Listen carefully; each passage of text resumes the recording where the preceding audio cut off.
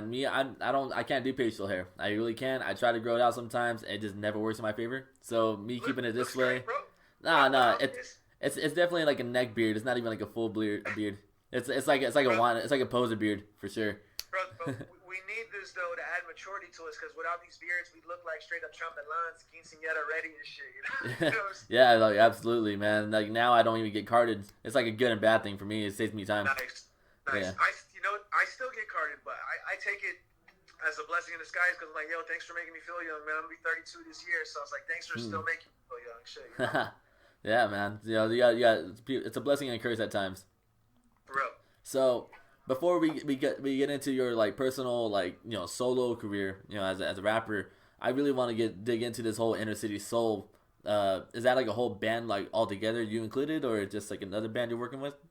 Yeah, man.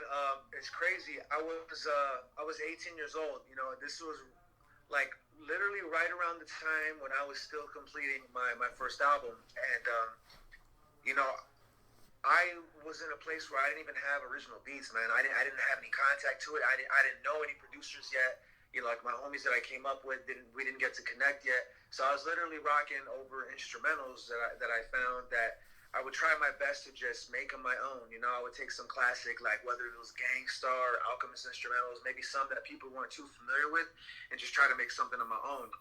And so I'll put them on my MySpace, you know, and did whatever I had to do to network and build.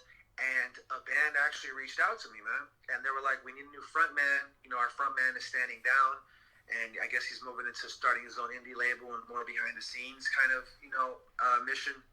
So when the band hit me up, it was a straight full ensemble. I'm talking two horn players, a trumpet player, bass, guitar, drums, keyboard, and myself as the vocalist.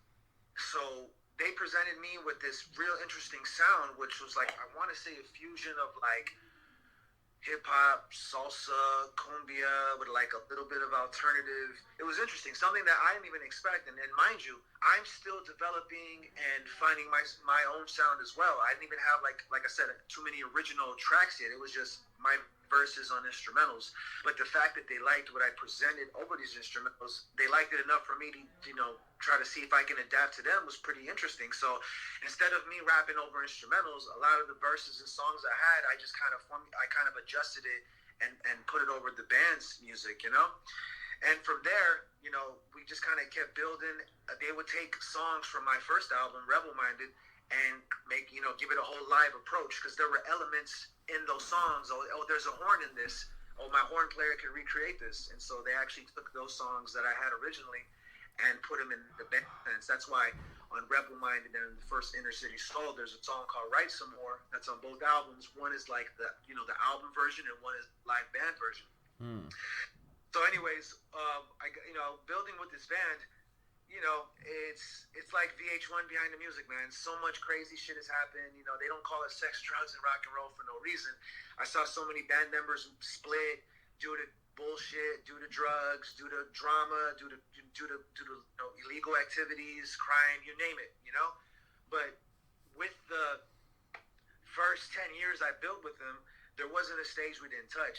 The thing I love about bands, man, is that there really is no limitation when it comes to live shows. Like the market is so much more it's way more expansive of a market for live bands than for hip hop artists. Which nowadays, in an underground circuit, it's more of like a niche market compared to live bands. We can do anything, any festival, any block party. You know what I mean? It isn't just rocking at where you would see typical hip hop shows. You know what I mean? It's just more diverse. It just had more diverse opportunities. So you name it, we were there, man. Whether if it was the whiskey, whether if it was, the OC block party, whether if it was the House of Blues in LA or the OC, we were killing it and making a name for ourselves. And we were able to make an album. But as the album was getting completed, that's when all the shit hit the fan. Like a lot of band members left, didn't really believe in the project anymore. Our album was actually unfortunately held hostage by one of the ex-band members. And we just had to fight to get it out. We couldn't get it mixed and mastered right. Once we got it, I had to get one of my engineers to actually add more bass to it and try to salvage as much as we can. So that's the biggest difference you'll hear from our first Inner City Soul album that came out in 2014 compared to our new record called The Standard. In 2014, we were right at the end of when it was a six members in the band. You know what I mean? It was like I said, guitar, bass, keys, two sax, drums, and myself. Compared to now on this last record that we just put out, it was just me, my sax player, and my drummer, just us three. But even with just us three, we were able to make the album that we always wanted to make, something that hit hard, that truly spoke from the heart, that it wasn't one-dimensional, one-sided, and it wasn't just up to one person for the ultimate, outcome. So that's the biggest thing that you hear from then till now, is that I was actually able to really compose with the band, make some sounds from scratch, learn how to engineer a band, and really make it bang the way we wanted it to make it bang. Like, yes, this is a rock album.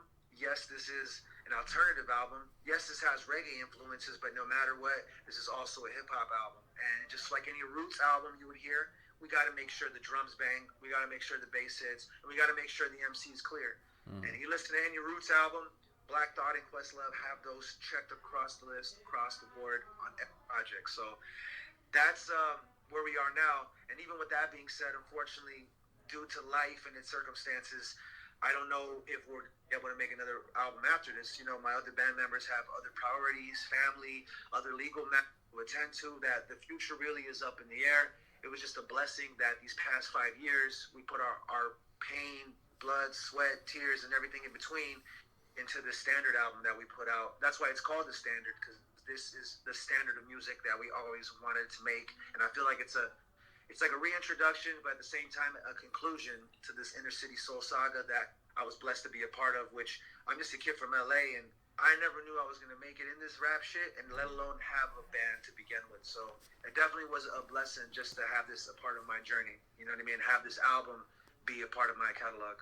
Yeah, because I'm not gonna lie, man. That Standard album, it really came out really well. It reminded me a lot of like Mayday to even like Gorillaz, that's what it reminds me of, man. And I dig it a lot, dude. It's definitely like my favorite one. Right there.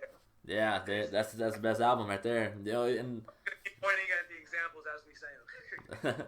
yeah, I mean, personally to me, it was a really good combination of everything going on. That's the best part about it too, where you're able to share all these different types of influences in music. Influences in music to combine, and now we put it out into the hip hop world, and let alone this alternative route and all these other things going on. So that's why I really like that album a lot. Thank you, man. It really means a lot. You don't understand what I had to go through to make that album a reality. So like, it really just means worlds to me that you give it the time of day. Like, in this day and age, man, like I said, I come from the CD era, pre-MySpace era, where tangible things people actually valued, you know, like CDs were actually being sold. And now in the streaming age, like, even if you don't fuck with me, and even if they listen to it once, I can't thank you enough, because that one stream alone can just add up to me actually getting closer, eating off my music, living off what I love doing, and you know what I'm saying, like continuing this sound and Inner City Soul brand to evolve. So yeah. I appreciate everyone giving it the time of day, man, because an album alone is very hard to make. A good album, you know, a lot of people get mixtapes and albums very confused. You know, with me, when it comes to this whole process of making an album, I always looked at it as making it an experience, not just another collection of songs. You know what I mean? Like, when I listen to Black on Both Sides, when I listen to Illmatic, when I listen to, you know what I'm saying, All Eyes on Me or Ready to Die, you listen to the album front to back, and it's an experience. It's a story being told. You know what I mean? It's a vibe. It's energy. It's not just random songs thrown together. You know what I mean? And I preach the same to whoever I executive produce or build with.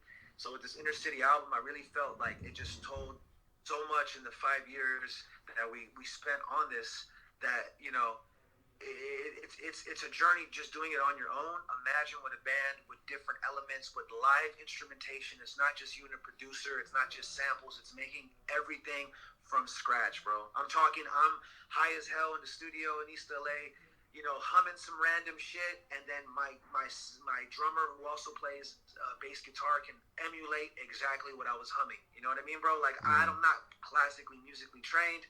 Literally, most of what you hear on the album is me randomly spewing out ideas and sounds, and we transformed those random sounds into music that made sense and kept building from there. So it's a hell of a process, man. If anyone wants to join a band nowadays, especially with what we're going on now, much luck to you, but trust me, it is tough, and it's something that, I mean, if anyone's up for the challenge, I would say best of luck, but it's not easy.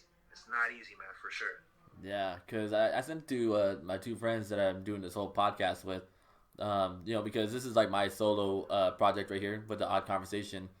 Yeah. But we also have like this other thing called the High Minds podcast, and I showed the same album to these two, and the one thing that they really loved the most was the live instrumentation, and so that's one thing that we that they pointed out, which made me forget. This is why I really resonated with it a lot more, and so I really love the album. I'm definitely gonna be listening to it a lot more. I appreciate it, man. I think to me it's bigger than hip hop. It goes to show, like I said once again, how diverse my upbringing has always been when it came to music, and I think it's something that you're not really hearing now in this day and age. Hip hop aside, I don't think you're not really hearing this kind of live instrumentation, let alone from East LA, which where my band originated from, where I was born from. So that's one thing that I really took a lot of pride in, bro, is like, if we're going to do this from scratch, we got to make sure it sounds right. We got to make sure it's on beat. Shout out to my brother, EQ, who's an amazing engineer, who's engineered most of my albums, and he's worked with Blue, Exile, just to name a few. That this was a challenge for him as well. He only maybe mixed and mastered a handful of live songs. This is the first full-on live album that he engineered, which I'll be honest, man, the engineering took maybe almost a year to master. Because imagine, recording just vocals could be anywhere from maybe 10 to 20 tracks tops. Drums tracking, just recording drums, is 10 to 20 tracks by itself. You know what I mean? So you can only imagine how big and expansive just one track alone is. It's like 10 tracks for drums, 3 tracks for bass, and so on and so on. So just to understand all that and to have that mixed and mastered in a nicely, knit package, it's a lot of time, it's a lot of patience and hard work, man. So I appreciate you noticing that detail. Like, I want people to hear this and be like, yo, I can play this for my dad, and he doesn't even like hip-hop. You know what I mean? Like, I didn't want to put a stop or a box or any kind of pigeonhole in who this album could appeal to. Like, if you're just a fan of some good quality independent music, whether you like hip-hop or rock or none of them at all, maybe this hybrid can make sense for you. Because I definitely look at it like a hybrid project for sure. Yeah, absolutely. And I do want to kind of like transition from that personal favorite